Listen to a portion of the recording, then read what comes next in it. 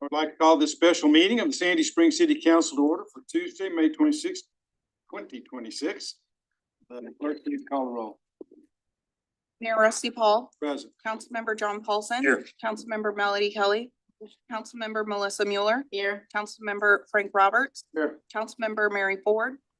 Here. Councilmember Andrew Chinsky. Here. Thank you. With that, we'll turn it over to the city manager. Good afternoon, Mayor and Council. We're excited to be back with you this day after Memorial Day to present the formal proposed FY27 budget.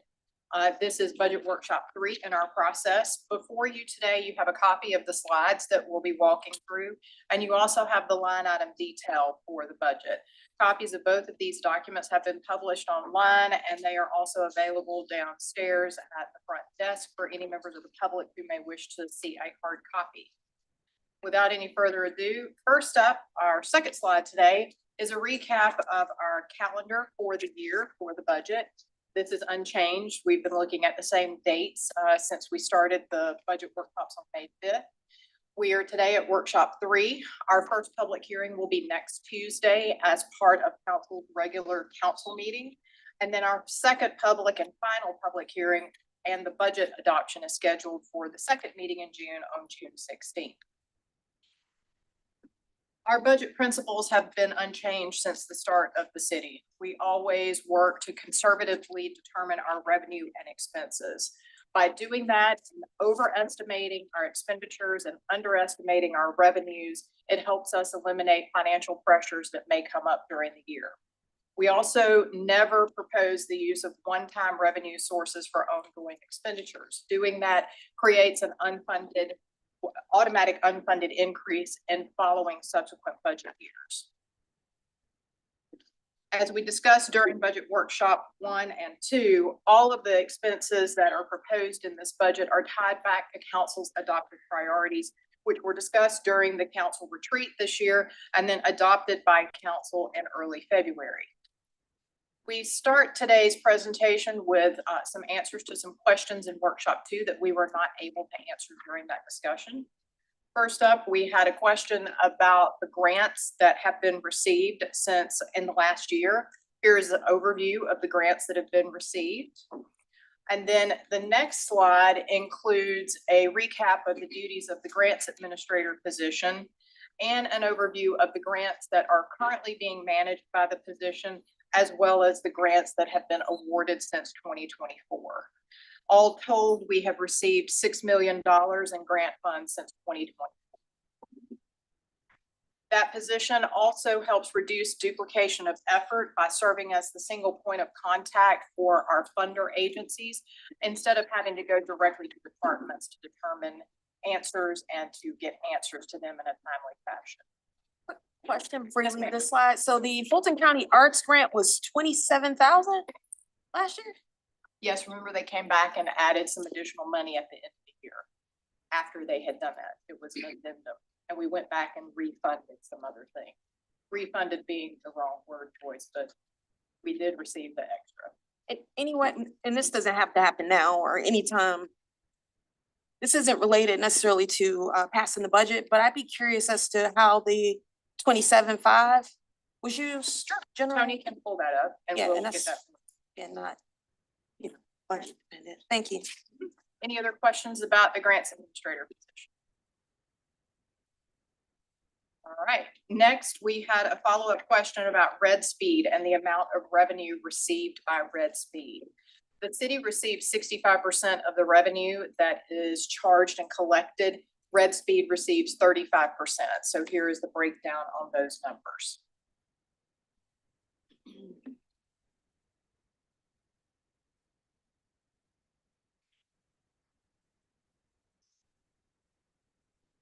Based upon the guidance of council during the last work session, we do have a meeting with them later this week to talk about a possible 1-year extension with options to renew.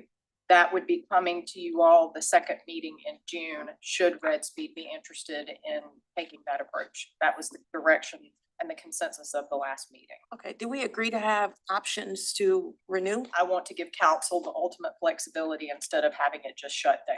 So I think it is worthwhile to have those built into the contract. You can opt not to renew it still by having that in there.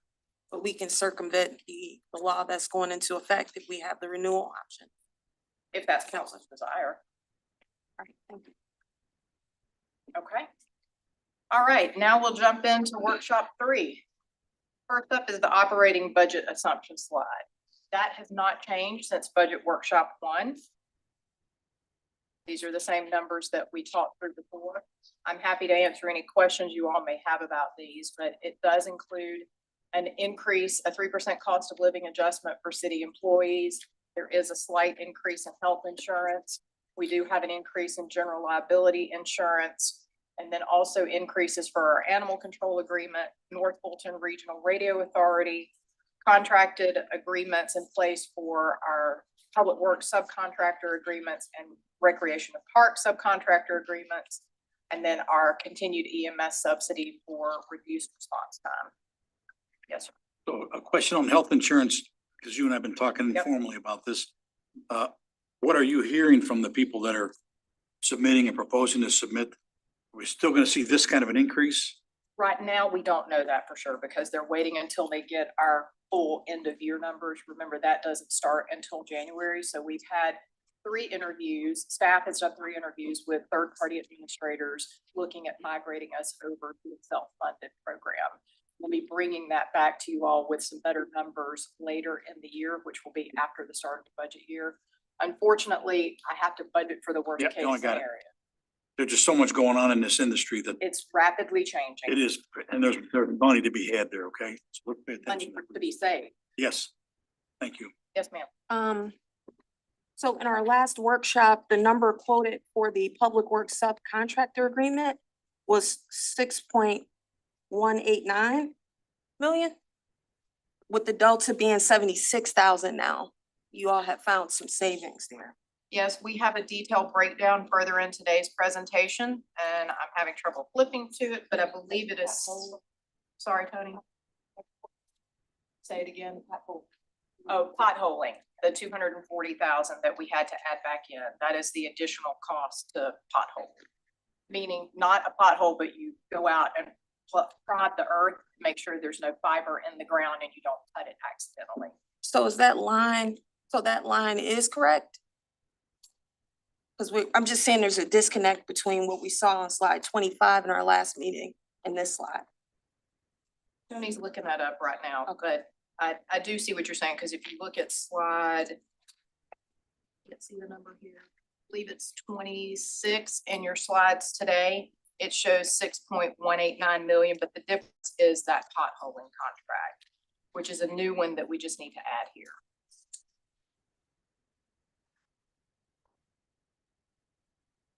Any other questions here? Okay, next is our fleet fund. There is a slight change here. We've increased the police fleet fund by $200,000 for police fleet vehicle replacements. Next is the tree fund. This is the same as we discussed in workshop 1. Next, we have our capital budget assumptions. This is a slight change. City Springs District 2 district improvements is at 2.2 and the police fleet is at 1.45. Otherwise, everything else on these slides is the same. And further in here, we will talk through the 5-year CIP as well. That's a question. Yes, sir. So, and I'll just pick on the heritage lawn, stream buffer remediation, and then the playground, just because I'm excited about that. Suppose we get into the project and it's not enough. That, you know, there's $1 million for this, there's $500,000 for the playground. Would you then come back to us and request an increase? Will we have to wait a year to No, get I would additional? come back to here and ask for a budget amendment. We don't believe we're going to need additional funding though, given the options that we're looking at.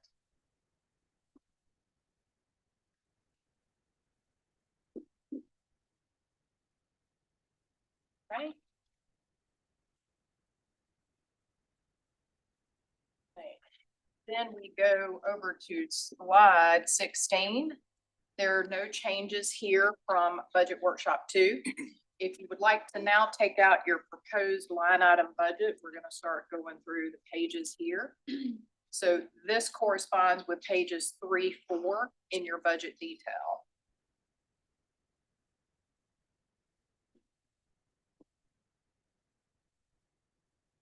right, now going into each department. We start with city council, which is on page 5 in your budget detail in your book.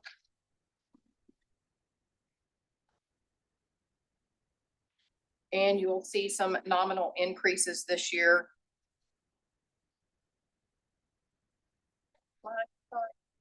Next is the office of the city manager.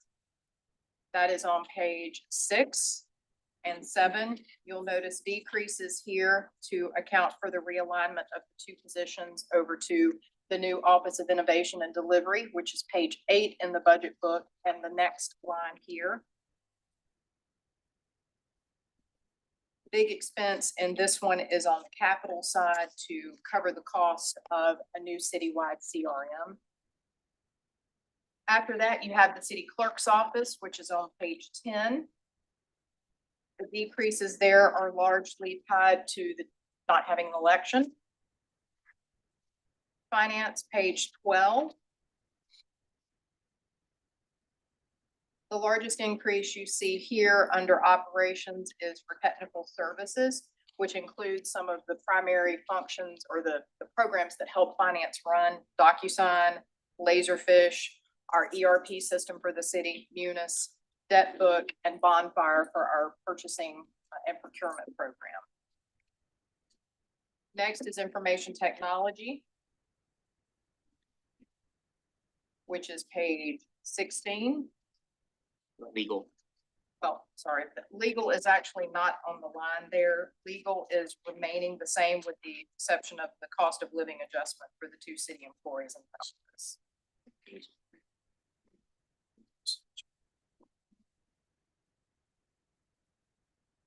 IT again, page 16 in your line item detail.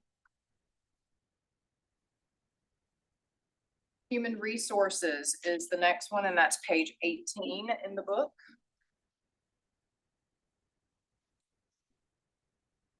Our change here for professional services is largely due to the increase in health insurance broker, moving that away from being paid as part of the Cigna line to being directly paid by the city.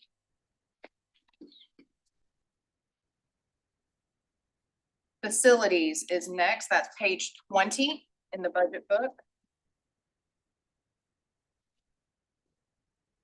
One of the large increases here is repairs and maintenance for the buildings. And that includes things such as our account for, or excuse me, our contract to make sure that the HVAC continues to function in this building and all of our city buildings. Parking deck, roll-up doors, Rupert landscaping to keep all of our properties in good shape, general fountain maintenance, and then miscellaneous for repairs that come up throughout the year that need to be made. The next one that we go through is communications, which is page 22 in your book.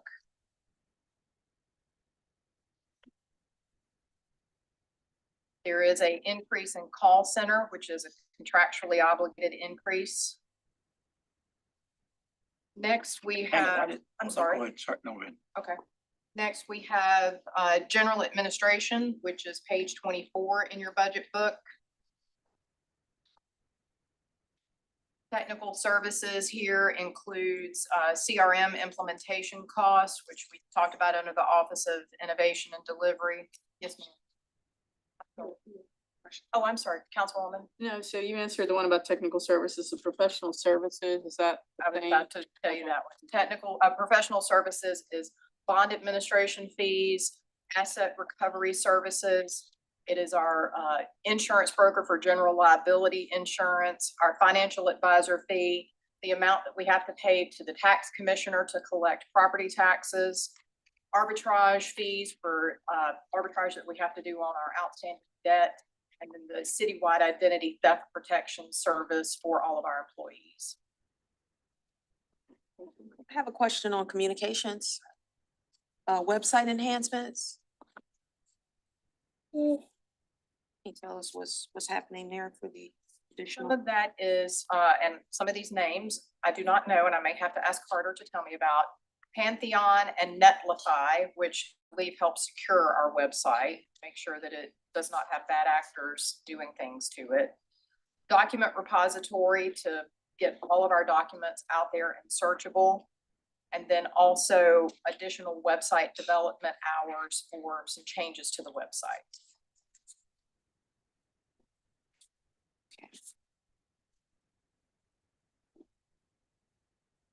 Okay, the next one we have is municipal court, which is page 25 in the book. Their increases are strictly related to salaries from the cost of living adjustment and health insurance. Then we have police department, page 27 in your budget book.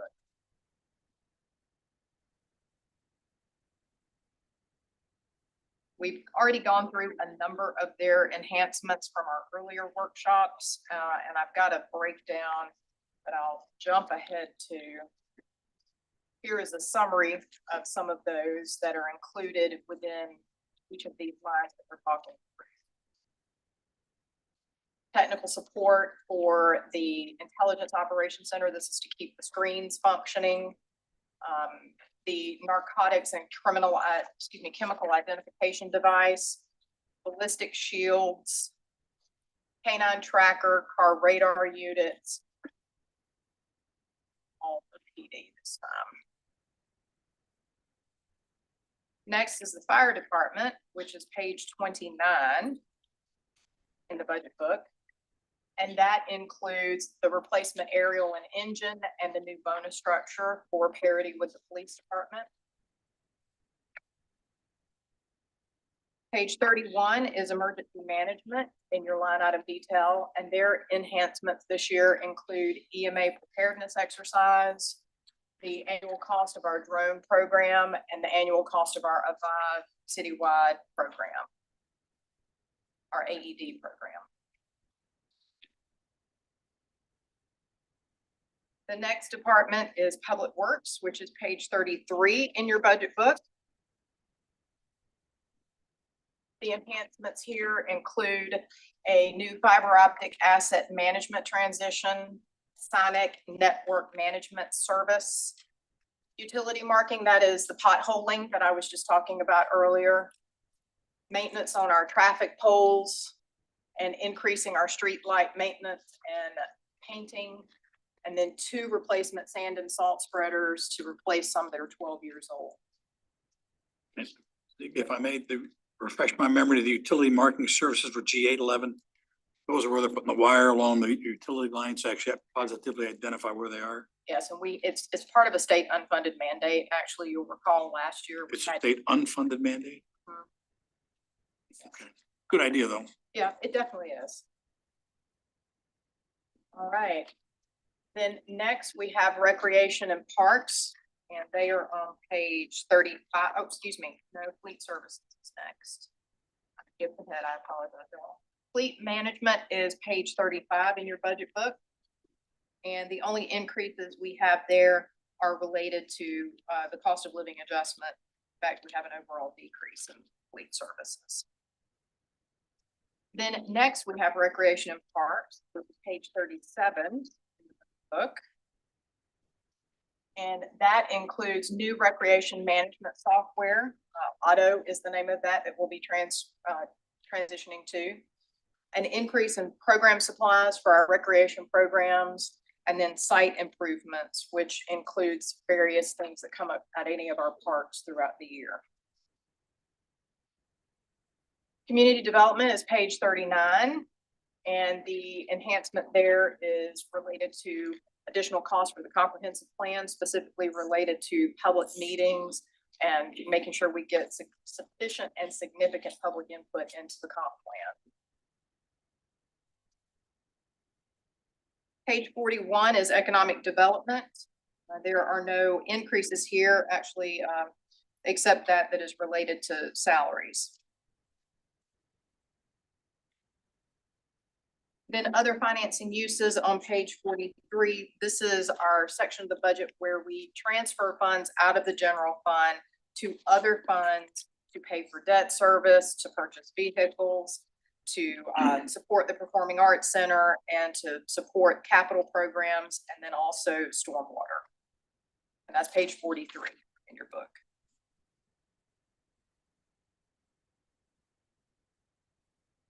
So we're gonna jump ahead and look at the Performing Arts Center, which is page. That is the last one here. Page 72.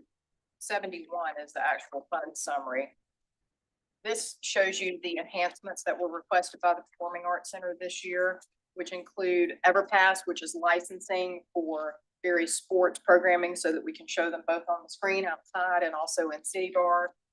An increase in cost of goods sold for signature events, and then also, and then finally an increase in seasonal positions, both for the ice rink and for any other programming that may come during the year that we need part-time positions for. And what page are we on right now? That is page 71 in the budget book, is the summary. And then when you get to 72 and 73 is the. And we do have a slide that we'll look at as well. I just wanted to reference it for the. So we're doing the ice rink again this year, huh? Yes, the Sandy Springs Foundation has agreed to provide some funding to offset the cost of that. Bill, remind me, it was 25,000 to help with the cost of bringing that here. Okay. All right, then the next slide is Public Works subcontractor agreements. And Dr. Kelly, to your point, we will add the potholing here because that's the difference. No, Tony's correcting me. The slides are incorrect. The total is 6,189,000 for FY 27. It is the same as was in the first presentation. Okay, because so 6,189 was because I have on from budget workshop 1. Budget workshop 2, page slide 25 has a different. Oh, well, I guess what I mean is that the first slide has a higher number, that the one that has all the expenditures, all of the capital assumptions had a higher number, where there was a delta of 200 and here there's a delta of 76. On the previous slide, there's a delta of 295, but I guess it's because of the pothole. Pothole was $240,000. Right, that's what Madam City Manager was saying. Okay. That adds up. Yep. Okay. Then we have Recreation and Park subcontractor agreements. There's actually no change in this. These are the same amounts as in fiscal year 26. Then personnel by department. This is the same that you have seen since workshop 1 and is captured on page 2 in your line item detail budget book.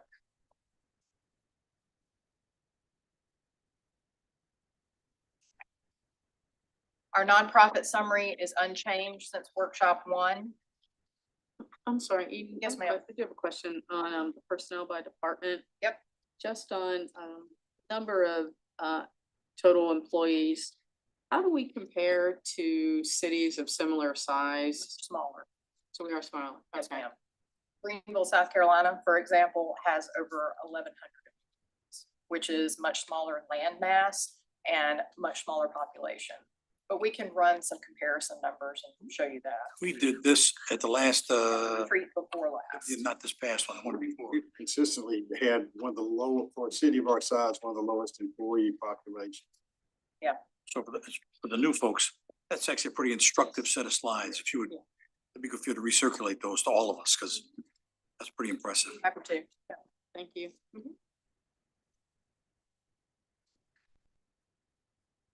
Okay, our nonprofit summary, again, not changed since our workshop 1 conversation. Then our general fund contingency details, this is also the same as what you saw in workshop 2. We've not made any changes to that. And then slide 25 is a summary of budgeted expenditures by fund. This year, our total all funds budget is proposed at 1.156 billion. And as a reminder, the reason it is so large is because of the way we have to account for the debt that was issued for this campus, for police headquarters, and for all of our fire stations. So The Public Facilities Authority is what is bumping our all funds number up. We are unable to reduce that number until we fully pay off the debt on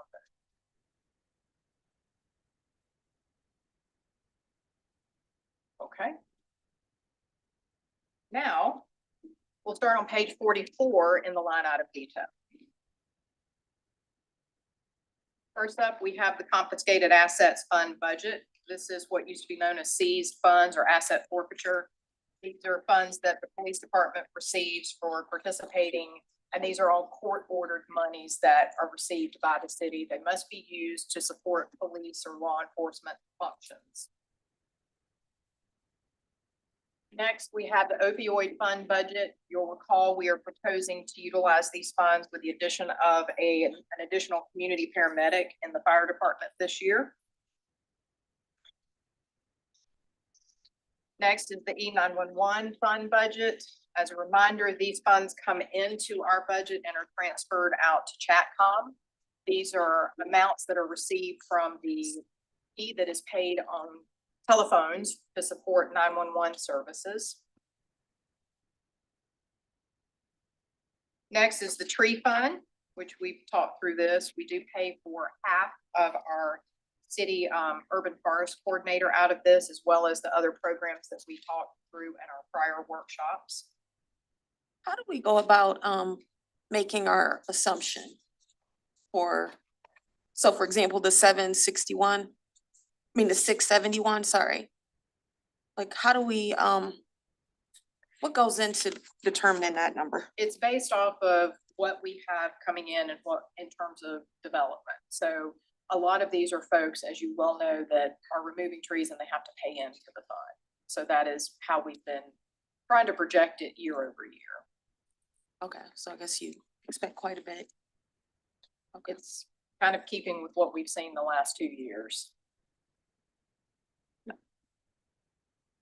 Next is the impact fee fund budget. This number is much higher than what we have seen in the last couple of years, but as a reminder, that is because we sold the parcels to the National Park Service, and that is the recapture of those funds back into the impact fee fund budget. So they are earmarked for recreation purposes.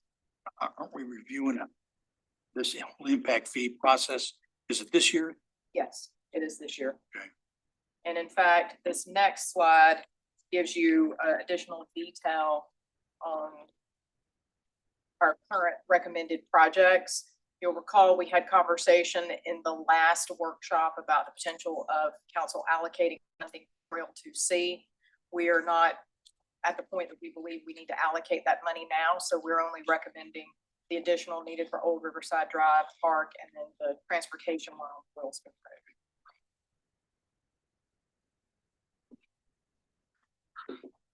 Okay. The next one that we have is Community Development Block Grant Fund. This is to account for funds received from the CDBG program, and it's page 53 in your budget book. It is worth noting that it's been talked about for many years that CDBG will likely be going away. All of our revenues are pledged in that program to repay our Section 108 loan. At some point in the future, we do anticipate we may have to make a general fund contribution to repay those, but I don't want to formally put that in here until we have a better sense. That runs out. How long was that deal? And that's CDBG has been going on for. No, repay the 108 loan.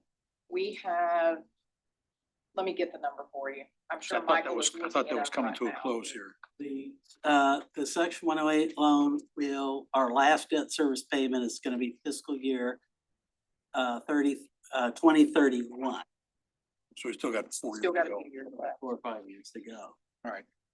But is forecast that if our last grant received is for 2028, the year after next, then we will have to start the general fund transferring in money to finish paying off. So If the program dies. if the program.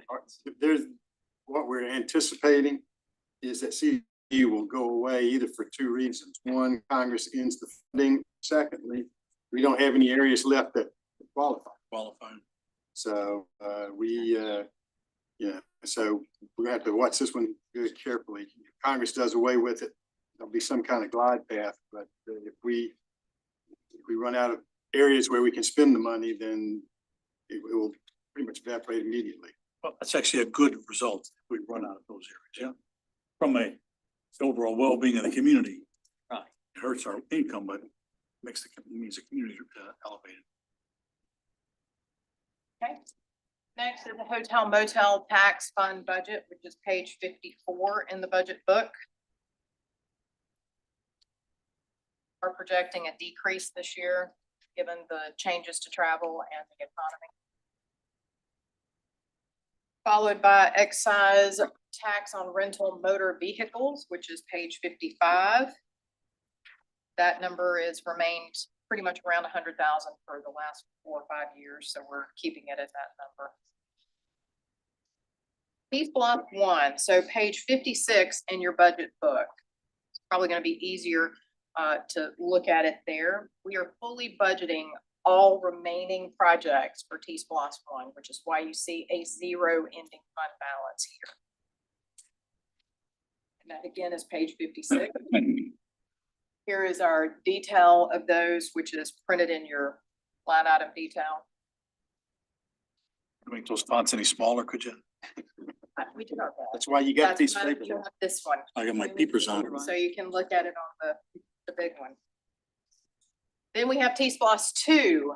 Again, we are fully budgeting all of these expenditures as well. And that coincides with page 58 in your budget book. This is the one that's really small. That's even better. Yeah, I thought you'd like that one. Then we have the capital projects fund budget, which is page 60 in your book.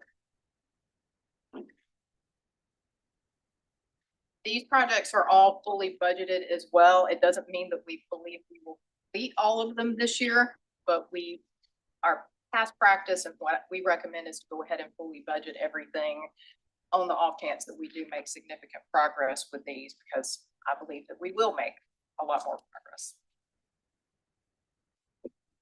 There is that detail, and that corresponds to pages 60, 61, 62, 63, and 64. Book.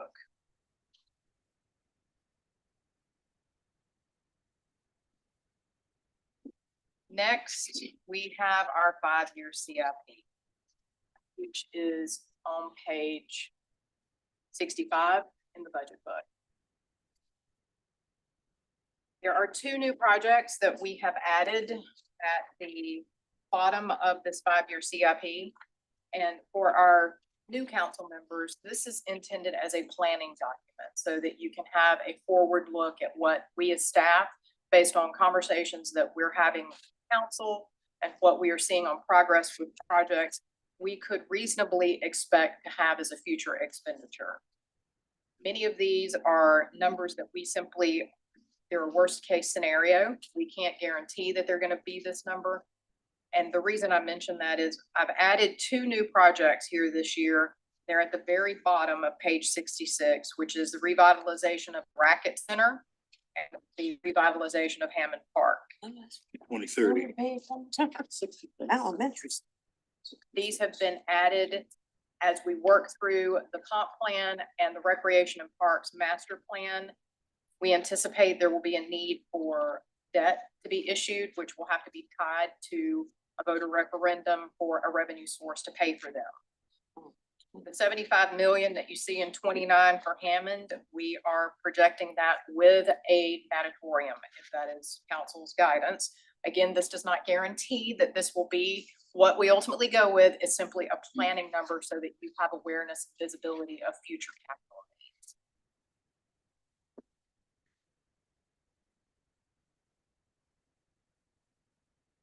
All right.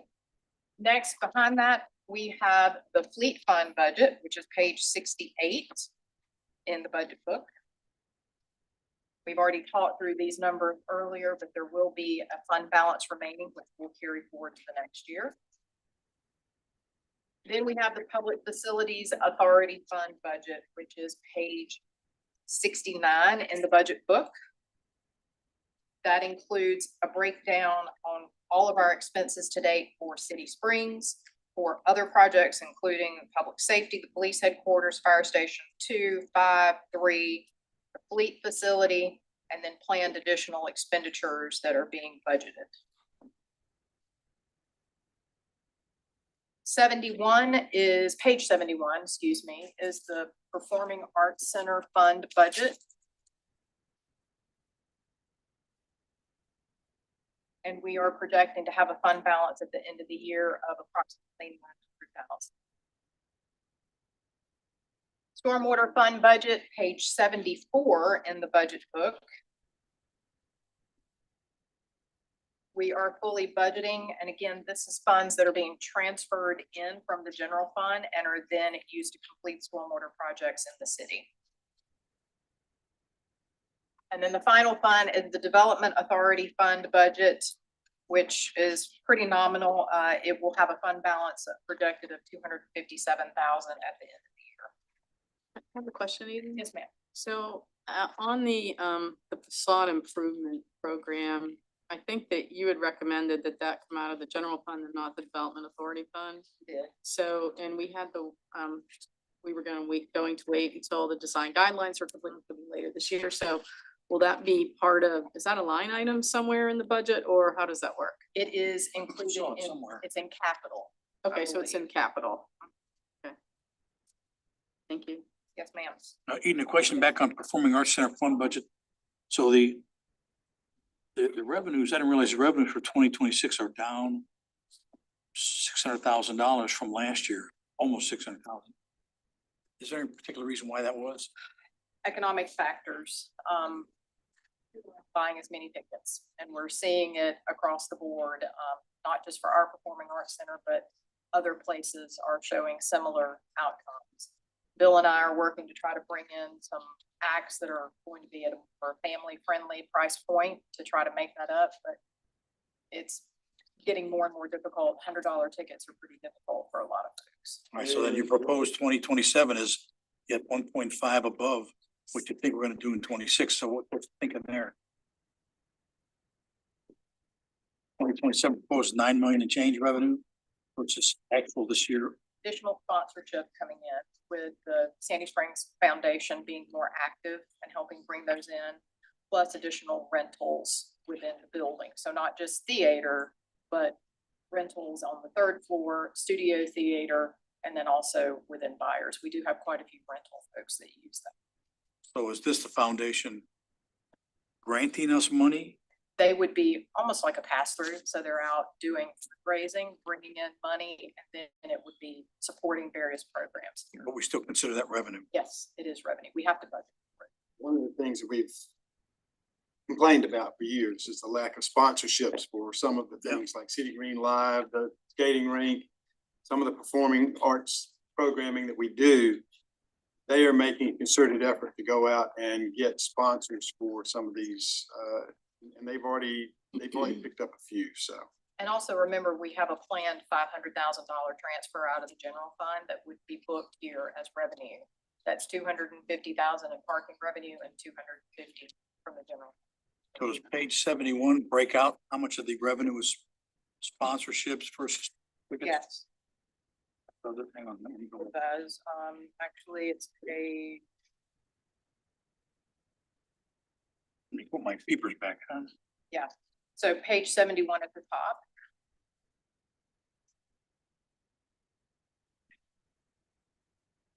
You see revenues.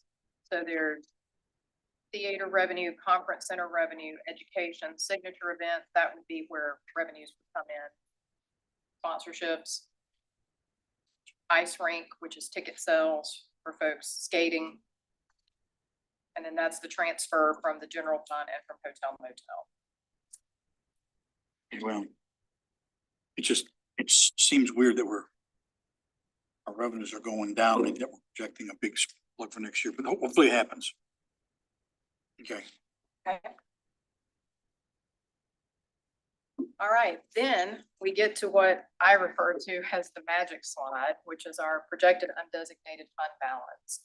So we start with our audited end of year as of July 1st, 2025, which was 63 million. Then we add in our 26 projected revenues at 147, less our projected expenditures to give us a subtotal of 65 million. Then we have to keep 25% of budgeted revenues for our fund balance reserve, our rainy day fund, which is 35,117,000, which leaves an available fund balance of $3.26. That means that 29 million of that 65 million is being planned for one-time uses within the budget that we have presented today.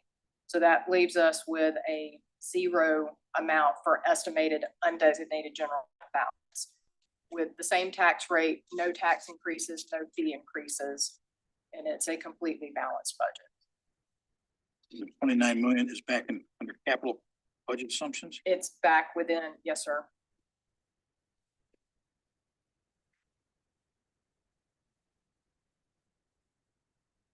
Seriously, where is it? It's throughout. It's in Okay, various so places. you're not a slide that specifically talks about fund balance uses for this coming year. No, we can pull that together for next Tuesday, but we've historically just included those in our capital budget assumptions. So if you look on page in the slides, page 13, 14, and 15, that adds to 35 million. So it's included in all of those numbers. Okay, well,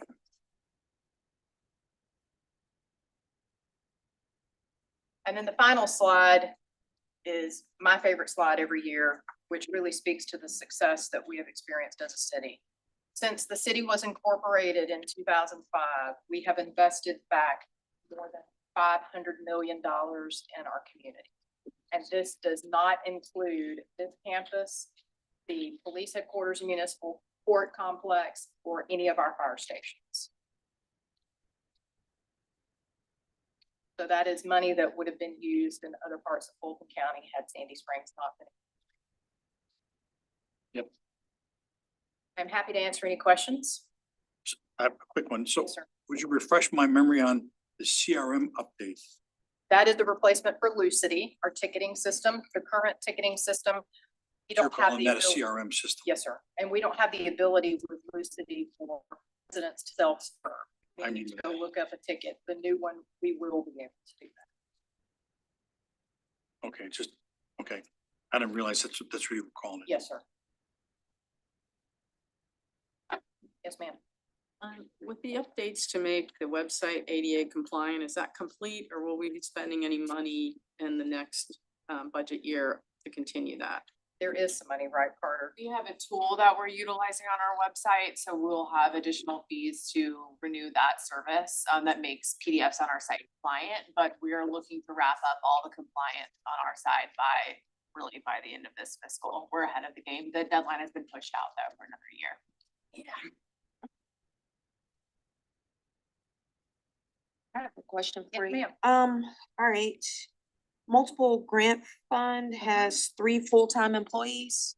Those are the CVRG folks at PD that are now moving over to be city employees. Okay, The but grant is okay, ending. there's still 24 on the multiple grant funds. It says that we still have those 3. October, because the grant ends in October, and then they transition to being full-time city employees. Okay. All right. And just to be clear, the tree fund, the numbers we see in the tree fund for salaries, bonus, the first couple of, the personnel numbers are just for a half. That's a Of the half position. position. We used to previously have a full in there, but we split that 4 years ago, I believe. Okay. Full amount is in the tree fund and then we transfer 50% over. So Tony reminded me, say that Because again. these numbers look full. They're Yeah, that's why I was full, they like, Transfer 50% over. I need So you to the transfer in for the tree fund. got it. Off the 100%. That's the part. Thanks. Make sure. Check this really quick. I have one other question. Let me go to page. It's on page 29. Let's see. Book, Yeah, in the book. Oh, yeah, I was curious about, I actually noticed this for our police department and our fire department, that the overtime appears to be increasing quite a bit. I think Well, part of the 20% reason, and so 33%. for fire, if you'll recall last year, the shift schedule. Yeah. So they now work a 48-96 schedule. So that we knew there would be some increases for that. And with PD, we've unfortunately had quite a few of our folks been called up to active duty. So that means that we've had to use existing employees to have overtime to offset that. But we are closely watching that to make sure we're keeping it. So it'll manageable. fluctuate. It would. It's the kind of thing that'll fluctuate. Capital lease principal, that's also, I think, under fire. I just wanted to make sure I understand that, and I'm sorry if you mentioned it already, but that's on page 30. Yes, that's for the new fire trucks. Oh, okay, got it. Unfortunately, we have to start paying for it even though we don't get them for 3 years. Okay, so will we expect that number each year, the 1.4 Yes, ma'am. million? Okay, so it'll kind of hold flat for a while? We basically, some rolls off and then we add more to it. So it stays pretty static from year to year as we replace fire apparatus if they get too old. Well, those are my questions for now. Thank you. Any further questions? All right, I just want to clarify. Tony wants to clarify. Okay, the Public Works question that came, we were looking at the numbers, and I just want to point out that in the workshop 3, page 5, slide 10, it indicates 6,189,000. That number is correct, but when you flip over to slide 10, page 20, you see 6418. 6418.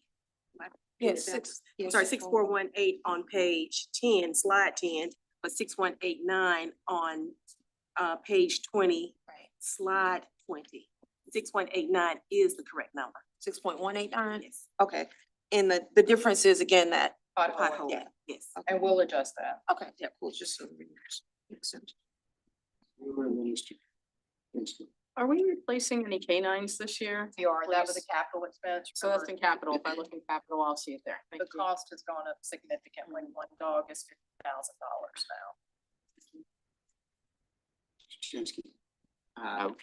Just a couple, I think, quick questions. The $110,000 for the old Riverside Drive Parkway, what is that? And it's under Public Works Funding Source Impact Fees. Which page are you on? So I was actually just looking at the 5-year, 05. So is that page 66? yes.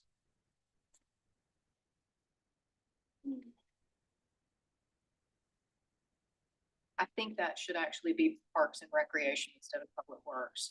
That's part of the park. Let us confirm that. Okay. And just a couple of conceptual questions as a first timer on the 5-year. So, you know, at what point in the process should we get feedback on future years? So Now.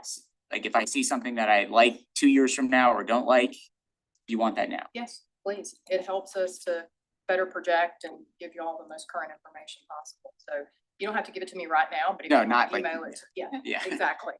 not as of now, but. Not like right now. Okay, and do we put any money in our capital sidewalk program from the capital improvement plan, or is that only from T-Splosh? That's T-Splosh now. We moved- Only T-Splosh. We do have a planned workshop for next Tuesday to review all of our investments in sidewalks and then what is in T-Splosh 1, 2, and planned in 3.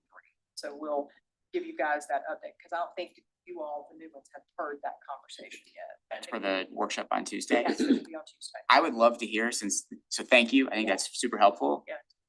If there are ideas that we have to help speed up the process, I know that's been a constant refrain. I mean, do we put a map up publicly and show which parcels we've been able to obtain the right of way from and which ones we haven't, so neighbors can pressure each other to help us? Cause I think they would.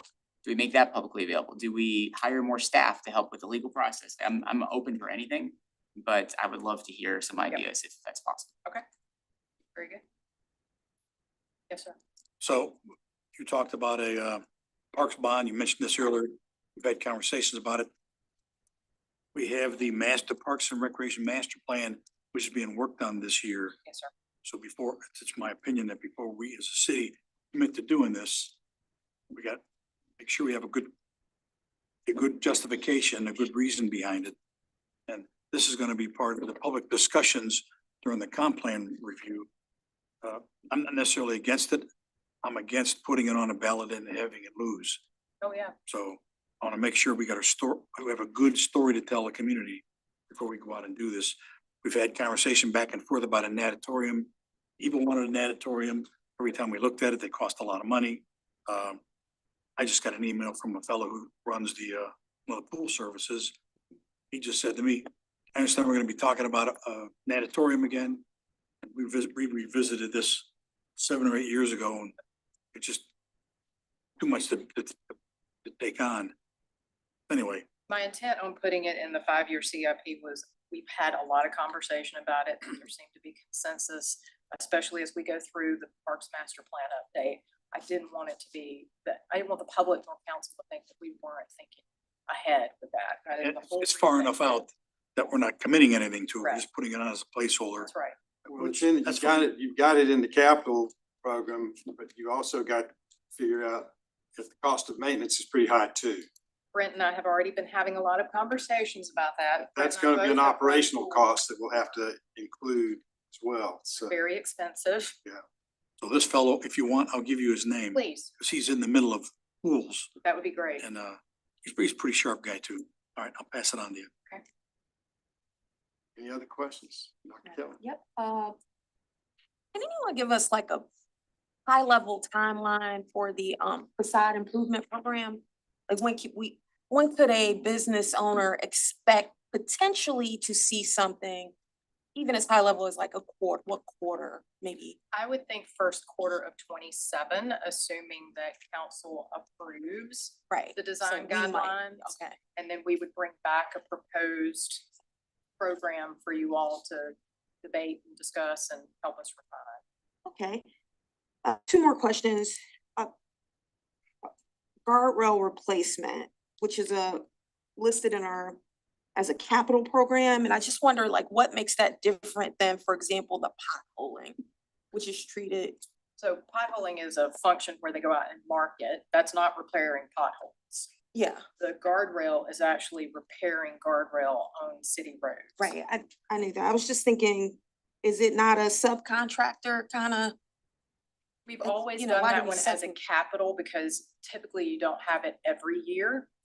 But now more than ever, we're starting to see a need to have annual appropriations for guardrail. Right, I'm looking and it's like 250,000 each year. Yeah. And that feels very, I don't know, operational to me, but I get it. I was just curious. Also, my last question, the Chattahoochee River, SR9 Chattahoochee River Bridge replacement, which looks like it appears that GDOT is taking an interest. Once again, we have a budget line item for it. I don't know how to, I guess we'll just hold and see what happens or. We're trying to figure out what GDOT's timeline may be. You know, for quite some time, our neighbor to the north wasn't ready to do anything with that. Right. So, Marty and Kristen actually found a line within the TIP, the Regional Transportation Improvement Program, that had some replacement there. So we're trying to find out if we can piggyback on that and do bridge enhancements. With GDOT replacing that bridge, can we do something similar to what we did at Pitts and Roberts and Mount Vernon? Do the bridge enhancements to it. Right. Yeah, Marty. A good add. Right now, what we see is a scoping study with a dollar amount against it in next fiscal year for GDOT in the TIP. So there work and that's to replace the existing bridge.